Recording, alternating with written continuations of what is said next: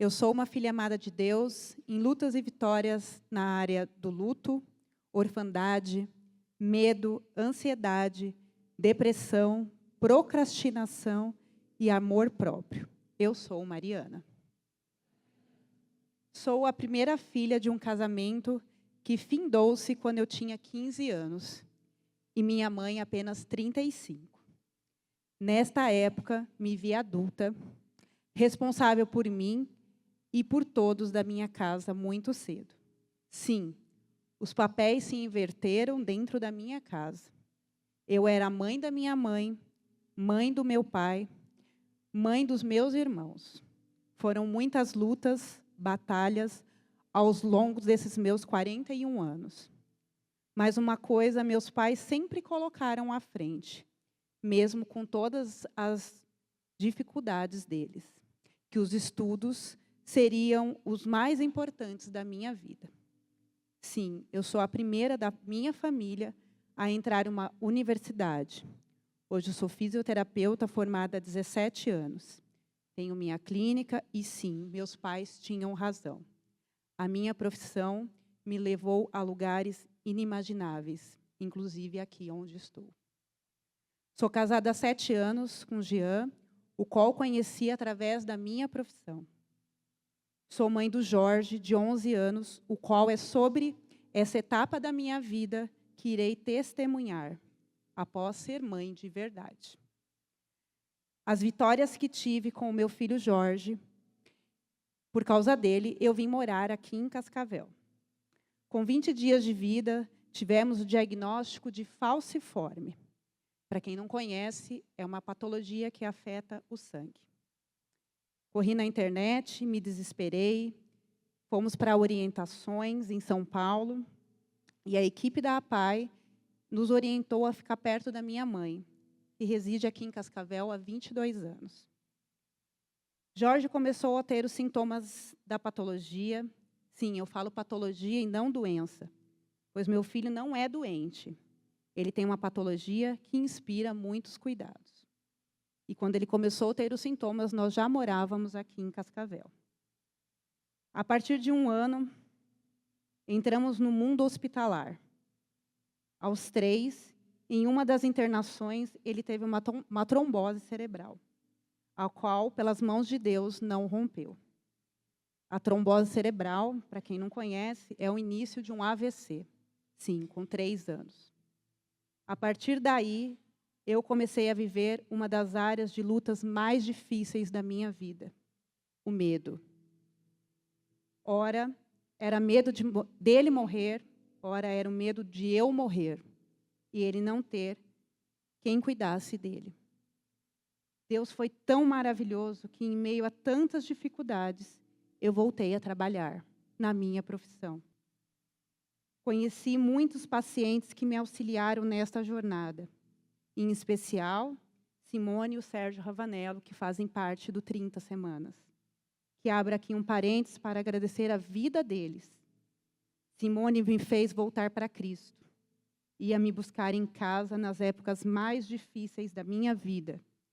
E ir aos cultos me fez entender e sentir a presença de Deus nos detalhes, apesar da dor e das dificuldades. Tanto a Simone quanto o Sérgio sempre me trouxeram Deus em todos os encontros, dentro e fora dos atendimentos deles, nesses mais de 6 anos que estamos juntos nessa jornada. Em 2022, o Sérgio e a Simone começaram o 30 Semanas. E durante 30 semanas, eu os questionava o que era esse tal de programa que eles vinham na terça-feira. Toda quarta-feira eu fazia a mesma pergunta. E claro que eles não davam muitos detalhes. O pouco que eles falavam era sobre o tema, alguma coisa fascinante que teve aqui. E durante 30 semanas, eu me preparei para fazer o 30 Semanas. Em fevereiro de 2023, tudo certo. Arrumei minha agenda, troquei todos os pacientes e, enfim, iria iniciar o programa que seria um divisor de águas na minha vida.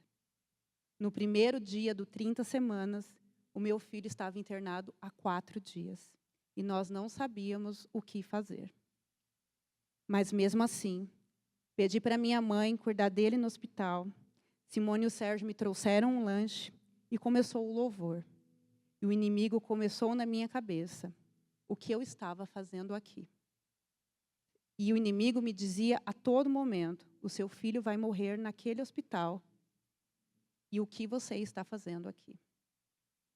O louvor que tocava era: és fiel em todo tempo, e em todo tempo tu és bom. Tão bom. Todo fôlego que eu canto, todo fôlego que eu tenho, eu cantarei a bondade de Deus. Foi muito difícil permanecer no primeiro dia do 30 semanas.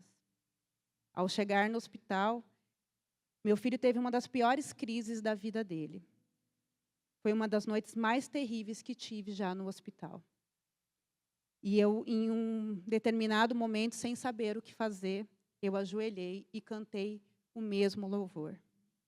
E aos poucos, o meu filho foi saindo do surto, da dor, e no outro dia tivemos um direcionamento do tratamento. Quando ele teve alta, eu comecei a servir no coral, porque eu entendi que eu cantarei a bondade de Deus para sempre na minha vida. Ferida fechada, ministério aberto. Hoje, o medo não me assombra mais. Pastor Jefferson disse em um culto de 2022, o medo, ele vai existir para que não atravessamos a rua sem olhar, para não pularmos de paraquedas sem o paraquedas. Precisamos saber entendê-lo, acolhê-lo e, principalmente, ressignificá-lo.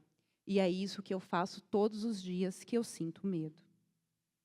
Todas as vezes que tenho que servir no coral, o Jorge não está bem ou está internado. Sim, todas as vezes que eu tenho que cantar, o inimigo, ele tenta me tirar da onde eu me propus a estar. E eu não tenho mais medo de perdê-lo, pois quem sabe o dia e a hora de recolhê-lo é Deus. Ano passado eu servi neste ministério, que tem em meu coração, e no primeiro dia de servir no ministério, Jorge também estava internado. No dia de servir na inauguração da igreja nova, ele também estava internado, e eu estava aqui. Já são 40 internações em 11 anos. Viver com uma patologia é um desafio, mas eu estou alicerçada na rocha. Quem me cuida não dorme. Eu poderia ter desistido no primeiro dia que eu comecei o 30 semanas. Eu tinha todos os motivos. Eu poderia ter desistido de servir. Eu tinha todos os motivos. Eu poderia ter desistido de cantar no coral. Tive vários motivos. Jorge hoje está bem. Ele escolheu pedir o batismo dentro do hospital aos 9 anos, após a internação de 2023. Por causa dele, por escolha dele, ele serviu o ano passado, ele participou o ano passado do primeiro 30 Connect. Hoje, ele me ajuda a ensaiar as músicas do coral, aonde estivermos, em casa, no hospital. Falo para ele que às vezes ele canta melhor do que eu. E hoje eu não tenho mais medo de perdê-lo, e sei que mesmo que eu estiver servindo, ele estará alicerçado por Deus e cuidado por Ele. E eu sei que eu sou um exemplo para a vida dele, assim como sou para os meus pacientes todos os dias, onde levo a eles tudo o que aprendo aqui na igreja, com esta linda família chamada NIB. Se hoje está difícil para você, pense quantas vidas podem ser impactadas pelo simples fato de você estar aqui,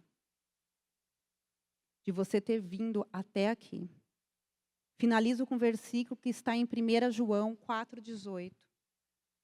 No amor não há medo, antes o perfeito amor lança fora o medo, porque o medo envolve castigo.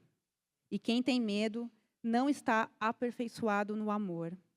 Quando amamos verdadeiramente ao Senhor e ao próximo, temos o medo extirpado do nosso coração. Obrigada pelo silêncio.